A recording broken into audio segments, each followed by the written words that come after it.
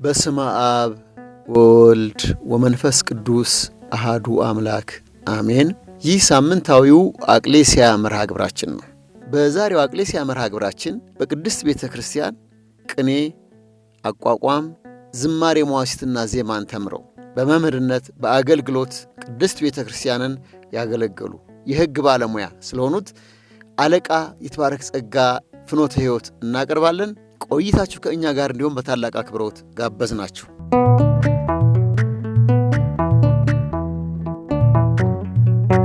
በመካከለኛው ዘመን የትምህርትና ቅድስና ማዕከል የአበው መነኮሳት በነገረ መለኮትና ሐዋርያዊ ተልእኮ ታጥቀው ይወጡበት የነበረው ገዳም አምባሰል ደብረ ሐይቅ አቡነ ኢየሱስ ሞዐ ገዳም ነበር።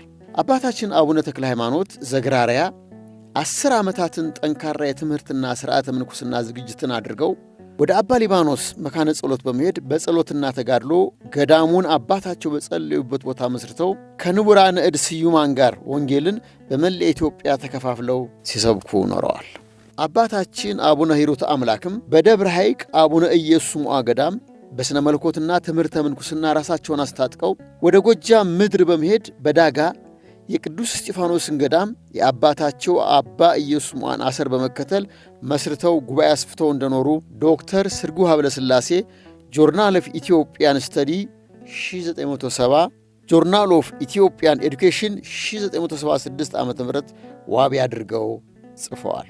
የሀገራችን ኢትዮጵያ የመጀመሪያው ዩኒቨርሲቲ እየተባለ የሚጠራው ደብረ ሐይቅ ቅዱስ እስጢፋኖስ ገዳም በዮዲት ጉዲት ጊዜ ጠፍቶ የነበረውን ድጓን በማሰባሰብ ጾመ ድጓን ለብቻው ለይቶ በማዘጋጀት በወቅቱ ይነሱ የነበሩ የስህተት ትምህርቶችን የማያዳግም መልስ በመስጠት ኦርቶዶክስ ሃይማኖትን በዕቅበተ እምነት ዘርፍ ተሰልፎ ያገለግል የነበረው ኢትዮጵያዊው ቄርሎስ አባ ጊዮርጊስ ዘጋስጫና ሌሎችም የዚሁ ገዳም ፍሬዎች ናቸው። መልአከ ብርሃን አድማሱ ጀንበሬ ያዘጋጁት መጽሐፈ ቅኔ ዝክረ ሊቃውንት ለሁለተኛ ጊዜ በኢትዮጵያ ኦርቶዶክስ ተዋሕዶ ቤተ ክርስቲያን ትንሣኤ ማሳተሚያ ድርጅት የታተመው መጽሐፈ ቅኔ ዝክረ ሊቃውንት በምድረ ወሎ ታቦር በሚባል ቦታ ለዮሐንስ ገብላዊ ቅኔ ተገልጾለት ማስተማር እንደጀመረ ከዚያም በሌሎች አህጉረ ስብከት ቅኔ እንደሰፋ ይናገራሉ። በቅርብ ዘመን የሃይማኖት ክርክር ሲነሳ የቦሩ ሜዳ መጽሐፍ መምህር የነበሩት መምህር አካል ወልድ የተቃዋሚዎችን አፍ ይዘጉበት የነበረ የመጽሐፍ ዕውቀትና ቅድስና ገኖ እስከ ዘመናችን የሚነገር ታሪክ ነው።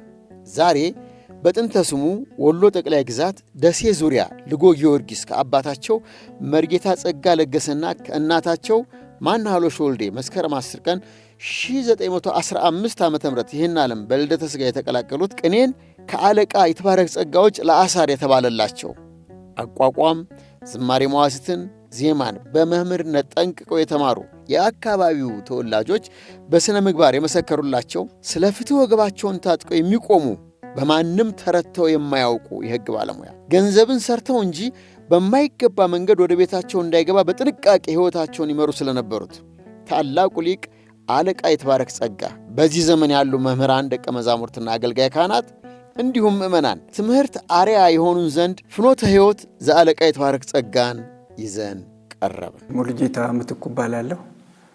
አሁን የምኖረው እዚህ በኢትዮጵያ ኦርቶዶክስ ተዋሕዶ ቤተክርስቲያን ጽርሐ ጽዮን ዘተዋሕዶ የሐዋርያት አንድነት ኑሮ ማህበር በዛ ውስጥ የማህበሩ አባል ሆኜ ነው ያለሁት። ያው በማህበሩም በአስተዳደር አገልግሎት ላይ እሰራለሁ። እሺ እንግዲህ አለቃ ይትባረክ ጸጋን የማውቃቸው ያው በሕፃንነት ዕድሜ ደሴ መድኃኔዓለም ተወልጄ ያደኩት እዛ ነው። በሰንበት ትምህርት ቤትም በደሴ መድኃኔዓለም የወልደ ዋህድ ሰንበት ትምህርት ቤት አባል ሆኜም እስከ ስራ አስፈጻሚ ያው ለረጅም ዘመን ሰርቻለሁ። በዛን ወቅት እንግዲህ አለቃ ይትባረክ ጋር እንተዋወቃለን። በተለይም እኔ ፐርሰናል አባቴም ጋር በጣም ወዳጅ የቅርብ ወዳጅ ስለነበሩ ብዙ ጊዜ አውቃቸዋለሁኝና እዛ በመኖር ጊዜ ነው የማውቃቸው እሳቸውን። አለቃ ይትባረክ እንግዲህ እጅግ በጣም የሚያስቀኑ የቤተ ክርስቲያን አባት ናቸው። በእውነት መንፈሳዊነትን የተላበሱ ቅን የሆኑ አባት ናቸው። ሰው አክባሪ ናቸው። ማንንም ሰው ቤት ሲያገኙ ሕፃን ትልቅ ሳይሉ ኮፍያቸውን ጭምር አውልቀው ሰላምታ ከተቀመጡበት ተነስተው ሲያልፉ ኮፍያቸውን ከራሳቸው ላይ አውልቀው ሰላምታ የሚሰጡ ሰውን አክባሪ ልዩ ጸጋ የነበራቸው ታላቅ አባት ናቸው። ያው እንግዲህ ያው በማህበረሰቡ ዘንድም ቢሆን እሳቸው ለሀገር ለአካባቢ ከቤተ ክርስቲያን አገልግሎት ውጭም ቢሆን በማህበራዊ ዘርፍ ቢሆን የተጣላ በማስታረቅ የአካባቢ ሰውን በመገሰጽ ክፉ የሚሰራውን ሰው በመገሰጽ በማረም ጭምር ለህብረተሰቡ የተጣሉትን በማስታረቅ በጣም የታወቁ ታላቅ አባት ነበሩ። ሽማግሌ ሆነው ከሚጠሩ አረጋውያን አባቶች አንዱ እሳቸው ነበሩ። በማህበራዊ ኑሮ በሌላውም ዘርፍ ቢሆን በእውነት በቃ ትልቅ አገልግሎት የሚሰጡ አባት ነበሩ።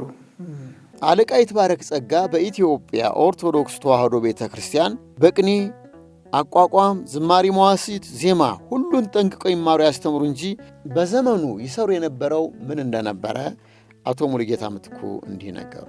እንግዲህ ከቤተ ክርስቲያን አገልግሎት ውጭ እኛ በልጅነታችን እሳቸውን የምናውቃቸው ያው መምህርም ነበሩ።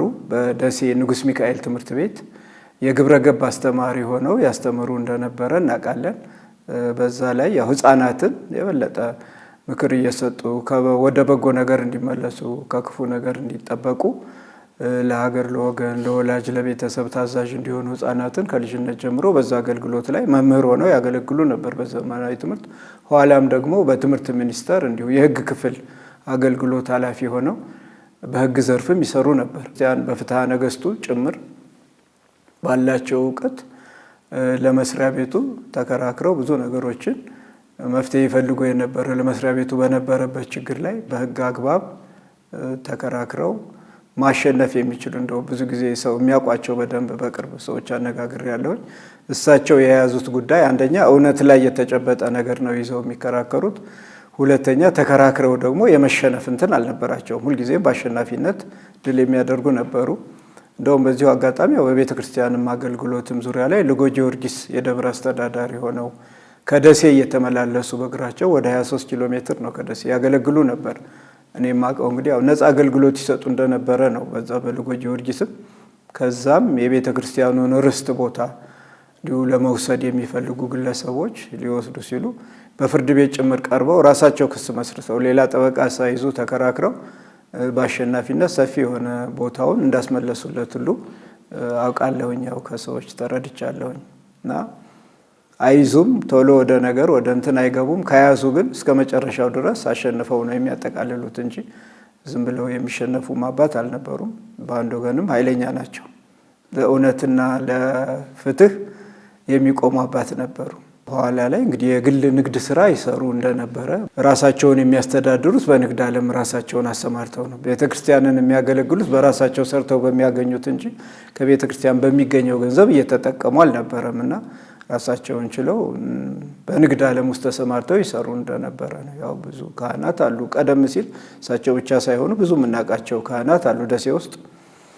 በተለይ ደሴ ሚካኤል አካባቢ፣ ጊዮርጊስ አካባቢ ያሉ ትልልቅ አባቶች እንደነ መምህር ጌጤ እንደነ መምህር እንትና የመሳሰሉት ንግድ ይዘው እየነገዱ ይሰሩ ነበር። የድሮዎቹ ብዙዎቹ እንዲህ አይነት ስራ ይሰሩ። እሳቸውም በዚህ ዘርፍ ላይ ነበሩ።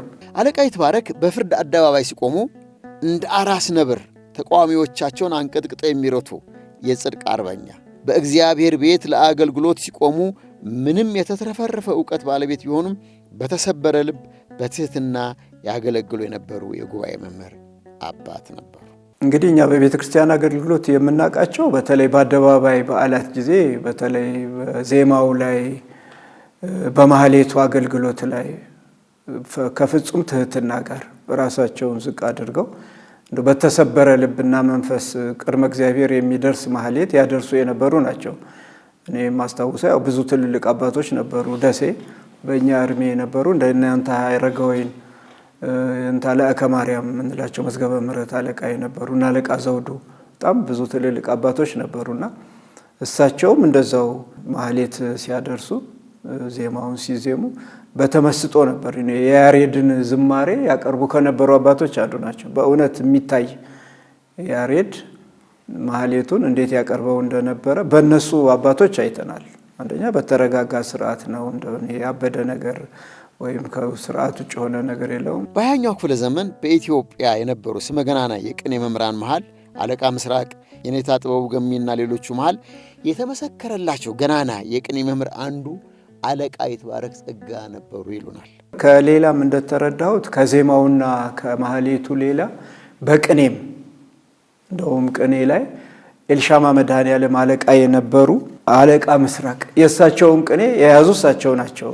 እንደው ከእሳቸው ጋር አቻ የሆነ ቅኔ ማቅረብ የሚችሉ ተወዳዳሪያቸው እሳቸው ናቸው የሚል እንትን ሰምቻለሁና ቅኔያቸው ከዜማውና ከማህሌቱ ውጭ የኤልሻማ መድኃኔዓለም አለቃ የነበሩት የቅኔ መምህር የነበሩት አለቃ ምስራቅ የሚባሉ ከእሳቸው ጋር ነው አቻ ውድድራቸው የእሳቸው ቅኔ ብለው ቅኔ የሚያውቁት ወንድሞች ነግረውኛል። በተለይ መምህር ፍስሐ ኪዳኔ በዚህ ዙሪያ አጫውቶኛል በሰፊው። የእሳቸው ቅኔ ካለቃ ምስራቅ ቅኔ ጋር አንድ ነው በቃና የእሳቸው ተወዳዳሪ እሳቸው ነበሩ ብሎ በጣም በማድነቅ ነግሮኛል መምህር ፍስሐና በእውነት በቅኔም በዜማም በማህሌታይም በሁሉም ሁለገብ አገልጋይ ሆነው ያገለግሉ የነበሩ አባት ናቸው።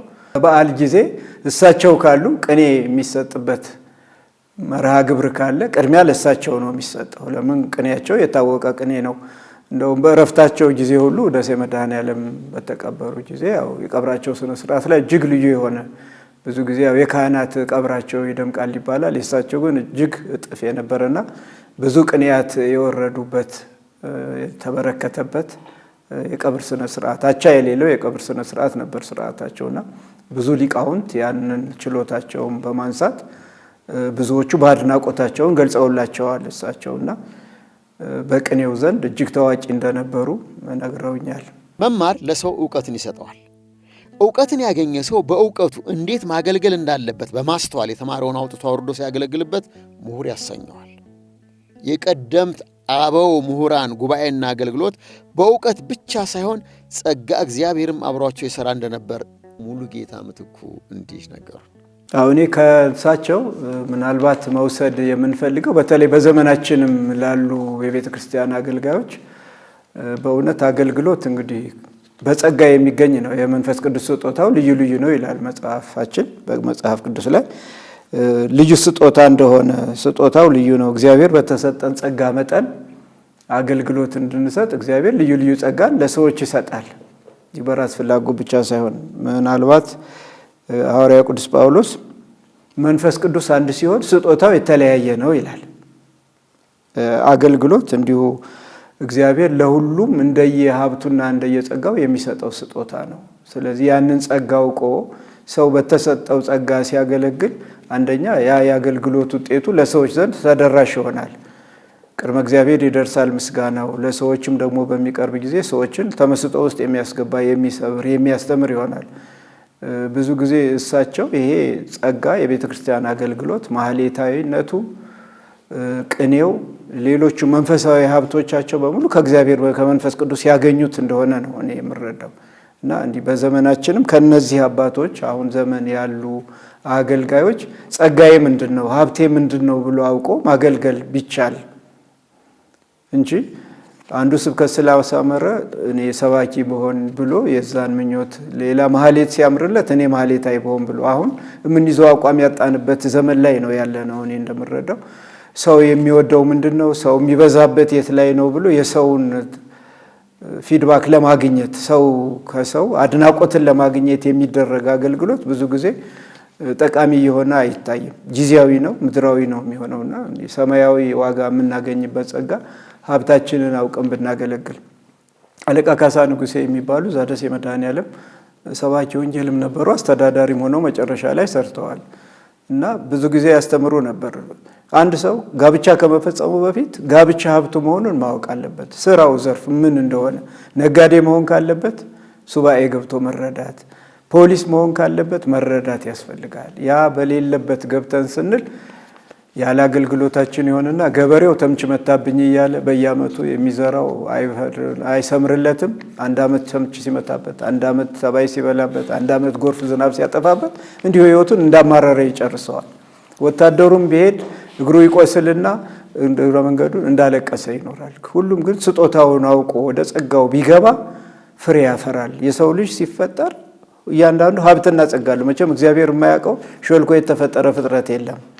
እግዚአብሔር ሁሉንም ያውቀዋል። ለሁሉም የሰጠው ጸጋና በረከት አለው። ግን ሳናውቀው የሰዎችን ሀብት የሰዎችን ጸጋ ያልተሰጠንን በመመኘት ከተሰማራን ፍሬያማ አንሆንም እና አለቃ ይትባረክ በስጦታቸው በተሰጣቸው ሀብትና ጸጋ ነበር ይሰሩ የነበረው። እንግዲህ ይሄን ለማወቅ ሰው ከሆነለት በጾም በጸሎት በተለይ አሁን በአጽዋማት ጊዜ እንደ ሀብታችን ጸጋችን ምንድነው እያለ መረዳት ትልቅ ነገር ነውና ሁሉንም እኔው ለያዘው ሁሉንም እኔው ላዳርሰው የሚል በዘመናችን የሚታየው አይነት አገልግሎት ፍሬያማ ይሆን አይታይም። ለመታወቅ ራስን ለማሳወቅ ሊቅ ነው ለመባል ሰባኪ ነው ለመባል ዲያቆን ነው ቀዳሽ ነው ድምጻዊ ነው ለመባል የሚደረገው አገልግሎት ፍሬያማ ይሆን አይደለም። አባቶቻችን ግን በፍጹም ትህትና ያንንም የተሰጣቸውን ጸጋ በፍጹም ትህትና ነበር የሚያቀርቡት። እኔ ቅኔ ልቀኝ ቅኔ አዋቂ ነኝ ብለው አይቀርቡም።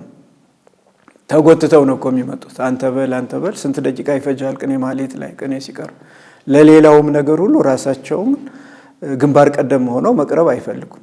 ዕውቀቱን ይዘውት ወደ ኋላ ራሳቸውም ዝቅ አድርገው ነበርና እኔ አለቃ ይትባረክ እንዲህ አይነት ሀብት የነበራቸው ፍጹም ትሁት የሆኑ ታላቅ አገልጋይና አባት እንደነበሩ ነው የማውቀው። እንግዲህ እነሱን በረከት እግዚአብሔር በሌሎቻችንም ላይ በሌሎችም የቤተ ክርስቲያን አገልጋዮች ላይ ያሳድሮ እንዲህ አይነት ስራ ለመስራት እንድንበቃ ቤተ ክርስቲያናችንም ወደ ጥንት ገጽታዋ እንድትመለስ እግዚአብሔር ፈቃዱ ይሁን ነው የምለው። አለቃ ይትባረክ በጉባኤም ሆነ በአገልግሎት ከቅድስት ቤተ ክርስቲያን ምንም ክፍያ አያገኙ እንጂ የወር ደመወዝ ሲከፈላቸው ከነበሩት አባቶች በላይ በቃል እግዚአብሔርም ሆነ በሕግ ሙያቸው ቅድስት ቤተ ክርስቲያንን ታጥቀው አገልግለዋል። እንግዲህ በአገልግሎት ደረጃ እነዚህ አባቶች አለቃ ይትባረክ በገንዘብ አልነበረም ሲያገለግሉ የነበረው፣ በነፃ ነው። እንግዲህ ልጎ ጊዮርጊስ 23 ኪሎ ሜትር ከደሴ በእግር እየተጓዙ በመኪና እንኳን አይደለም በአቋራጭ በዚህ ባዘዋ ገደል በኩል እያደረጉ ሌሊት ተነስተው ሌሊት 9 ሰዓት ወይ ማታ ዳራቸውን ሄደው እዛው አድረው ማህሌት ካለ እዛው አድረው አገልግለው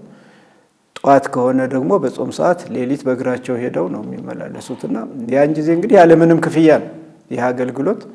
ጸጋዬ ይበቃኛል እንዳለው እኔ በገንዘብ ከፍዬ በሐዋርያት ሥራ ላይም እንደ የሚላል ላገለግልኩበት ክፍያ ላገኝ ይገባኝ ነበር፣ እኔ ግን የተሰጠኝ ጸጋ ይበቃኛል ያለ ሐዋርያው ቅዱስ ጳውሎስ ሲል እንደነበረው ሐዋርያትም ብዙዎቹ ያለ ዋጋ ያገኙትን ያለ ዋጋና እሳቸውም ይሄን ሁሉ አገልግሎት ይሰጡ የነበረው እንዳልኩት በግል ሰርተው ከሚያገኙት ቅዱስ ጳውሎስ ድንኳን እየሰፋ ነበር ሲያገለግል የነበረው። ሌሎችም እንደዚሁ የሌሎችም ሐዋርያትም አገልጋዮችም የሰማነው ይሄ ነው። ለእግዚአብሔር ቃል ለሚያስተላልፉት የእግዚአብሔር ቃል ለሚሰጡት አገልግሎት ዋጋ ምድራዊ ዋጋ ሊያገኙበት ሰርተው በሚያገኙት ነገር ነበር የሚያገለግሉት። አሁን እኛ እንደዛም እንኳን ይሁን ባይባል በመጠኑም ቢሆን የምንሰራው ስራና የሚከፈለን ክፍያ ገንዘብ ካላገኘው አላገለግልም ብለን ቤተክርስቲያን እስከ መዝጋት ድረስ የተደረሰበት ዘመን እኮ ነው። ክፍያ ደሞዝ ከተቋረጠ ቤተክርስቲያን አገልግሎትም ቆልፈው የሚሄዱበትም ያጋጠመናል። ካልተከፈለን ለምን ብለን ነው የሚልና ያን ሰማያዊ ዋጋ በምድራዊ ገንዘብ መለወጥ ደግሞም ከፍተኛ ገንዘብ ካላገኘን ይያል ምእመናንንም ማስጨነቅ ባሁኑ ሰዓት ምእመናን ያላቸውን ነገር መቼም ለቤተክርስቲያን ለሃይማኖታቸው አስራት በኩራቱንም ይሁን ሰበካ ጉባኤ ያለውንም ነገር ያደርጋሉ።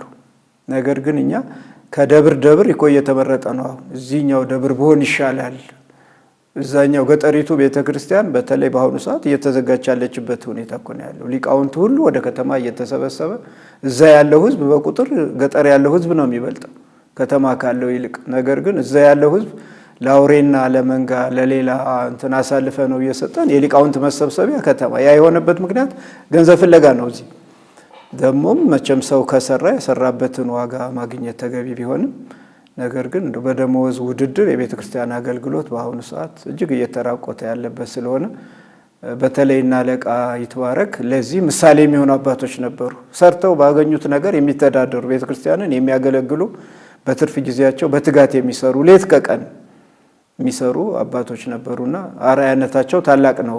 መሻርን እንጂ መሾምን ማን ይጠላዋል? ግን በእውነት ላይ ቆመው በተሰጣቸው ስልጣን የእግዚአብሔርን ሕዝብ የሚያገለግሉ አበው ሐዋርያት በዚህ ዘመንም እንዳሉ ሳይዘነጋ አለቃ ይትባረክ ጸጋ አይደለም ለአንድ ቤተ ክርስቲያን አለቅነት ከዚያም አልፎ የሀገረ ስብከት ሥራ አስኪያጅነት መደብን የሚያልፍ ዕውቀትና ቅድስና የነበራቸው አባት በአንድ ወቅት ብፁዕ አቡነ አትናቴዎስ በአንድ ቦታ ላይ አለቃ አድርገው ሊሾማቸው ፈልገው እንደነበረ እንዲህ ሲሉ ሙሉጌታ ምትኩ ነገሩ። ከፍጹም ትህትና ጋር የሚያልኩት ደግሞ እንደውም በቅርብ ጊዜም ብፁዕ አቡነ አትናቴዎስ የደብር አስተዳዳሪነትም ሹመት ተሰጥተው ይሾሙ ተብለው እኔ እንደዛ አይነት እንትን ውስጥ መግባት አልፈልግም ብለው በትህትና ራሳቸውን እንጂ የደብር አስተዳዳሪነት ሁሉ ተመድበው እንዲሰሩ ተመርጠው ነበረ በብፁዕ አቡነ አትናቴዎስ። እሳቸው ግን አልፈልግም ይቅርብኝ ብለው አገልግሎቱን እንጂ ይሄ ሹመቱ ጣጣ ውስጥ መግባት እንደማይፈልጉ የመሰከሩ አባት ናቸውና ይሄ አይነት እንትን እንደነበራቸው እንግዲህ ማረጋገጥ ችያለሁ። እኔ የማቀውንም የማላቀውን ደግሞ በሹመት ደረጃ የደብር አስተዳዳሪ ሆነው ተሾሙ ተብለው ሲባሉ እሳቸው ግን እኔ ሹመት አልፈልግም ነው ያሉት። አገልግሎቱን ያገለግላሉ ከማንም በላይ እና እሳቸው ግን እኔ ሹመት አለቃ ተብዬ ተሸይሜ ማገልገል አልፈልግም ብለው እንግዲህ ከማንም በፊት ቀድመው የሚገኙ ናቸው። ገና ደወል ሲደወል ማህሌት ከኖረ ቀድመው በቤተ ክርስቲያን የሚያስከፍቱ እነሱ ናቸው፣ ቀድመው ቅጽረ ግቢ የሚገኙት። ነገር ግን ተሹሜ ሹም መባል አልፈልግም፣ ደሞዝ ማግኘት አልፈልግም ብለው ለዚህ ነው እኮ እግዚአብሔር አገልግሎታቸውን እንዲሰምር ያደረገው፣ ፍሬ እንዲያፈራ ያደረገው፣ ተተኪ ደቀ መዛሙርት እንዲኖሯቸው፣ ቤተ ክርስቲያኗም ተከብራ እንድትኖር። ለምን ዓላማቸው ቅድም እንዳልኩት ለሹመቱ ለስልጣኑ ለገንዘቡ ሳይሆን ከሰማይ የሚያገኙትን የፈጣሪያቸውን ዋጋ ነው ያስቡ የነበረው፣ ሰማያዊውን ዋጋ እንጂ ምድራዊውን ሹመት አልነበረምና እንዲህ በዚህ ዘመን ያው ችግር ነው። ከደብር ደብር ማማረጥ አለ። ከደሞዝ ደሞዝ አማርጦ ካልሆነ ከዚህኛው ካልሆነ ከዚህኛው ያው አሁን እንደ ምሳሌ የሚነሳው ነገር በዘመናችን እንግዲህ የተወሰኑ አባቶች ሊኖሩ ይችላሉ። ብዙሃኑ ግን አሁን እንደ በሽታ የመጣው ስልጣንና ሹመት ገንዘብና ደሞዝ እንደ ትልቅ እንትን ሆኗል በዚህ ዘመንና ያ የቀደሙት አባቶች ጸጋ እየቀረ ነው ያለው በአሁኑ ሰዓትና እጅግ አሳዛኝ ነገር ነው ያለው። እንግዲህ እግዚአብሔር ወደ ልቦናችን መልሰን የነዛን አባቶች መንፈስ እንዲሰጠን ቅዱስ ፈቃዱ ይሁንልን።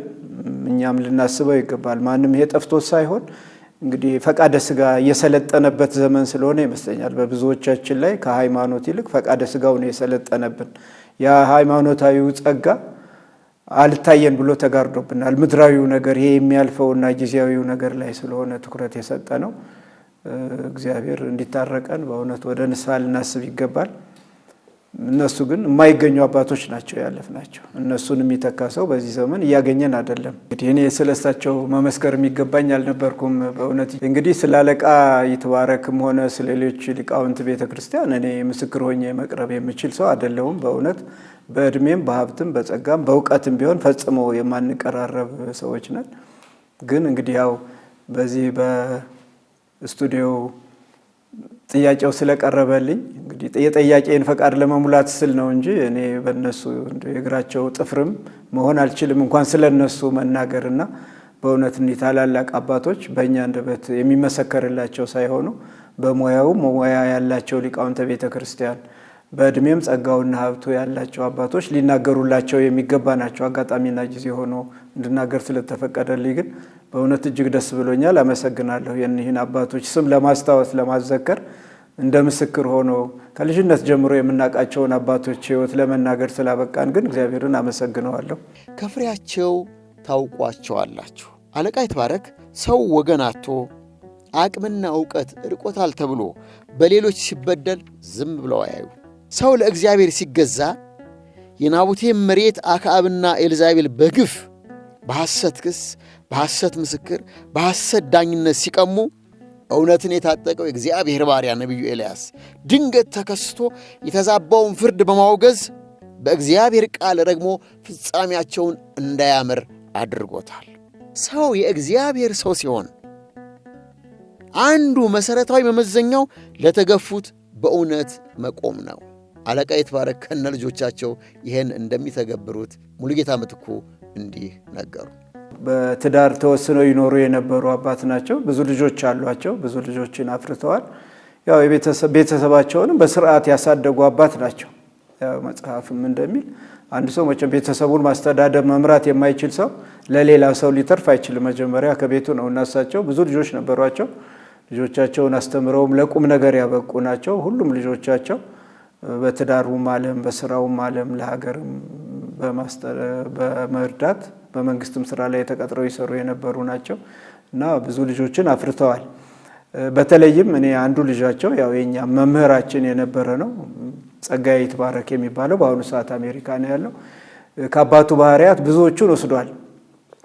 እሱም እንዲሁ አትድረሱብኝ አትንኩኝ ባይ ነው። አንድ ሰው ሲበደል በደል ሲፈጸም ማየት አይፈልግም። ስለ እውነት ቆሞ ይከራከራል። ምን አገባኝ የሚል ነገር የለውም። ፍትህ ሲጣስ ስርዓት ሲጠፋ ካየ ዘሎ ይገባል። አንዳንዴ ለምን እንዲህ ይደረጋል የሚል ባህሪና እኔ ከሳቸው የወሰደው ነው ይሄ ባህሪ እንላለና ብዙ ጊዜ ስለ ሀገርም ስለ ወገንም ስለ ቤተሰብም ስለምንም በጣም ነው የሚቆረቆረው። ተቆርቋሪ ነው፣ ተከራካሪም ነው። ለምን የሚል ጥያቄ የሚያነሳ ነው። እንዲህ በቸልታ አይቶ እንዳላየ የሚያልፍ ሰው አይደለም።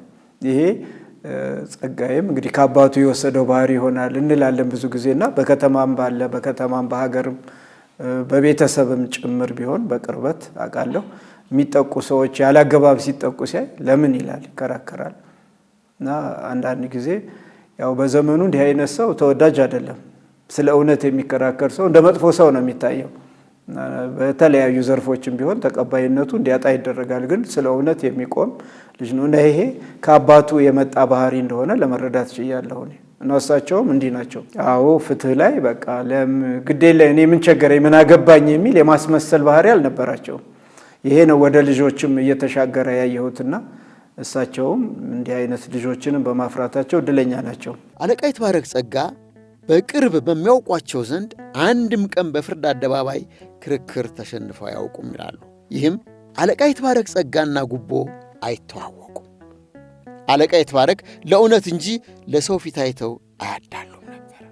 አዎ የእግዚአብሔርን ቃል የተማረ ሰው ሐዋርያው ቅዱስ ጳውሎስ እኔ ክርስቶስን እንደምመስል እናንተም እኔም ምሰሉ የሚለውም በግብር ከገለጸ አይደለም ፈራሽ በስባሽ በሆነው ሰው ቀርቶ ስውራን በሆኑት ኃይላትም አይሸነፍም።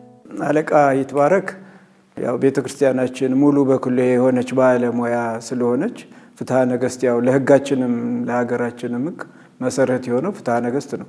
ያንን መሰረት አድርገውና ከቅዱሳት መጻሕፍት ባገኙትም እውቀት ነው በፍርድ ቤትም በሕግ ባለሙያነት የሚከራከረው ነበር ስንል ይሄ ምንድነው? የቤተ ክርስቲያን አባቶች እውነትን ይዘው ስለሚሰሩ ነው። በዘመናችን ያለው የሕግ መዛባት እየተፈጠረ ያለው እውነታው እየቀረ ሰዎች በገንዘብ ፍትህን ይቀይራሉ።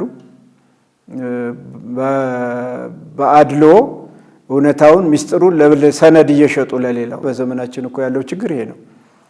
አንድ ጉዳይ ይይዛል፣ ከዛኛው ደግሞ ወገን ሌላ የተሻለ ገቢ የሚያገኝ ከሆነ ሰነዱን ይሸጣል። አንተ እንዲህ ብለህ ብትከራከር በዚህ መልክ ትመጣለህ፣ እኔ እንዲህ አደርጋለሁ እየተባለ የሚሰራበት የማስመሰል ጊዜ ነው አሁን ያለውና እየተሰራ ያለው የፍትህ መዛባት።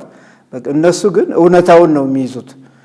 የያዙት እውነት ወይም በሕግ አግባብ የያዙትም ነገር ስህተት ካለው በስህተቱ አምነው ትክክለኛውን ነገር ይመሰክራሉ እንጂ አጣመው የራሳቸውን የበላይነት ለማግኘት አልነበረም። የማያዋጣ ከሆነ ከመጀመሪያውም ነው ይሄ አንተ ስህተት ነው የሰራኸው፣ ይሄን አግባብ እኔ በዚህ ልረታልህ አልችልም ብለው እኮ ይናገራሉ እንጂ ገንዘቡን ለማግኘት ሲሉ ሐሰተኛ አንቀጽ እየጠቀሱ ወይም ማስመስለውም ለተወሰነ ጊዜ በፍርድ ለማስመሰል አያደርጉትም ነበርና በእውነት ለምን ይሄ ሆነ? ሃይማኖት ስለነበራቸው ነው። እኔ ይሄ ነው መሰረታዊው ነገር። ለፍትህም አለመዛባት ቢሆን ፈሪሃ እግዚአብሔር መኖር። ይሄን ባደርግ እግዚአብሔር ይፈርድብኛል፣ በነፍስ በስጋዬ የሚፈርድ የሚቀጣ አምላክ አለ እንጂ ገንዘብ አይደለም አምላካቸው። አሁን እኮ የምናመልከው ገንዘብን ሆነ። በቃ በምንም ነገር አጥፊያችንም ምናችንም ገንዘቡ እንጂ ስለምናገኘው ጊዜያዊ ሀብትና ገንዘብ ስለምንሰራው ፎቅ ነው እንጂ የምናስበው ኋላ ፎቁ እንደሚናድ በሐሰት የተገነባው ግንብ እንደሚናድ ማሰብ እየቀረ መጥቷልና አባቶቻችን ፈሪሃ እግዚአብሔርን መሰረት አድርገው አለቃ ይትባረክም ይሄ ነው። ቅድም በሕግ አግባብ ከራከሩ ነበር ስንል እግዚአብሔርን መሰረት አድርገው ይዘው በእውነት ተከራክረው በእውነት የሚያሸንፉ ነበር። መጀመሪያም ሲነሱ እውነትን ይዘው ስለሚነሱ እስከ መጨረሻው እውነት ፈተና ቢኖራትም መጨረሻ ግን ድል ያደርጉ ነበር። በጸሎትም ጭምር ነበር የሚከራከሩት የነበረው እንጂ እንዲሁ በምድራዊ ሕግ ብቻ አይደለም። ፈጣሪያቸው እንዲረዳቸው ጸሎት አድርገው ለምን እውነትን ከያዙ እግዚአብሔር ያግዛል። በእውነትም ወደሱ የሚቀርብ ጸሎት ውጤቱ ያማረ ይሆናልና በዛ መልክ ይሰሩ ስለነበረ እንግዲህ ይሄንንም ነው ከና አለቃ ይትባረክ ይሄ ዘመን ሊማር የሚገባው። ከእንዲህ አይነት ያለፉ አባቶች እንዲህ አይነቱን ነገር ብንወስደው ለዘመናችንም ፍትህ መዛባት መፍትሄ የሚሆኑ አባቶች ነበሩ። ፈሪሃ እግዚአብሔርን ይዞ የሚሰራ ሰው ውጤታማ አለውና ይሄ ቢደረግ አሁንም ቢሆን ፍትህ መልስ አልተስተካከል ትችላለች። ድሮም ሰዎች ነበሩ ይሄን ያደረጉት። አሁንም እያበላሸንና እያጠፋን ያለነው ሰዎች ነን። ለተለያዩ ለማይጠቅም ጥቅማ ጥቅሞችና ገንዘብ ስንልና ይሄ ቢስተካከል እግዚአብሔርም ከኛው መካከል ይሆናል። እውነት መካከል እግዚአብሔር አለ። እግዚአብሔር ካለ ደግሞ ፍትርት ይኖራልና እነዚህ አባቶች ይህንንም ያስተምሩ የነበሩ አባቶች ናቸው ያጣናቸው። አሁን እንግዲህ አለቃ ይትባረክ ቅድም እንዳልኩት ገንዘብን በአገልግሎት በመንፈሳዊ አገልግሎት ማግኘት አይፈልጉም። በራሳቸው ስራ በራሳቸው ንግድ እየተገለገሉ ለቤተ ክርስቲያን ግን ነፃ አገልግሎት በመስጠት ያገለግሉ የነበሩ ናቸው። በፍትም ዘርፍ ላይ ሲቆሙ እንደዚሁ እውነትን ይዘው ስለ እውነት ይሟገቱ ይከራከሩ የነበሩ ቅድም ለመግለጽ ሞክሬያለሁ። አሁን የድጎ ጊዮርጊስን ርስትና መሬት የወሰዱ ሰዎች ከቤተ ክርስቲያኑ ሊቀሙ ሲሉ ለምን ብለው ስለ እውነት የቆሙ ናቸው። የቤተ ክርስቲያኑ ርስት ለምን ትወሰዳለች ብለው ስለ እውነት የቆሙ ስለ ገንዘብ አይደለም የቆሙት፣ ስለ እውነት ቆመው በእውነትም ደግሞ ድል ማድረግ ይችሉ የነበሩ አባቶች ናቸውና እነዚህ አባቶች እንግዲህ በገንዘብ ላይ የተመሰረተ አልነበረም። ገንዘብን ሰርተው ነው የሚያገኙት የነበረው እንጂ መንፈሳዊ አገልግሎት ሰርተው ገንዘብ ማግኛ አልነበረም የሚጠቀሙበት። ምክንያቱም እነሱ ገንዘብን ሰርቶ መገኘት እንዳለበት ሃይማኖታዊ ነገር ነው ጥረህ ግረህ ብላ የሚለውን ነገር እንጂ መንፈሳዊውን ነገር አገልግዬ ሰማያዊ ዋጋ ለማግኘት ነው መንፈሳዊ ነገር ይሰሩት የነበረው።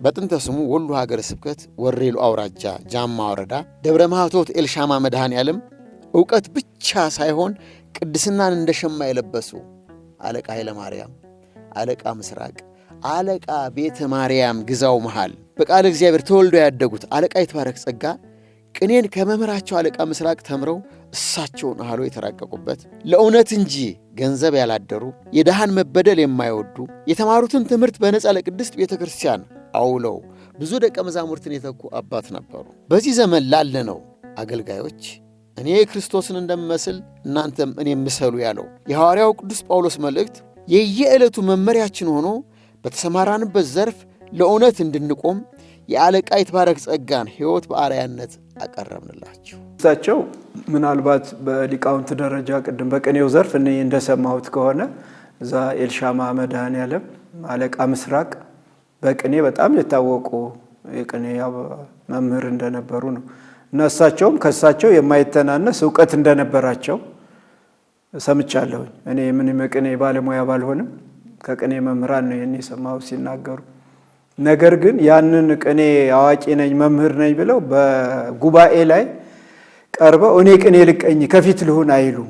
ተለምነው ነው በእንትን ጊዜ ቅኔ እንዲሰጡ በተገኙበት ጉባኤ ላይ በሁሉም አብያተ ክርስቲያናት ይገኛሉ። ደሴ መድኃኔዓለም፣ ደሴ መስገበ ምሕረት፣ ደሴ ተክለ ሃይማኖት መንበረ ፀሐይ፣ በደብረ ቤቴል ሥላሴ በሁሉም ቦታ እሳቸው የማይገኙበት የለም። እንኳን ደሴ ከተማ ወጣ ብለውም ባሉት አድባራት ሁሉ ይገኛሉ።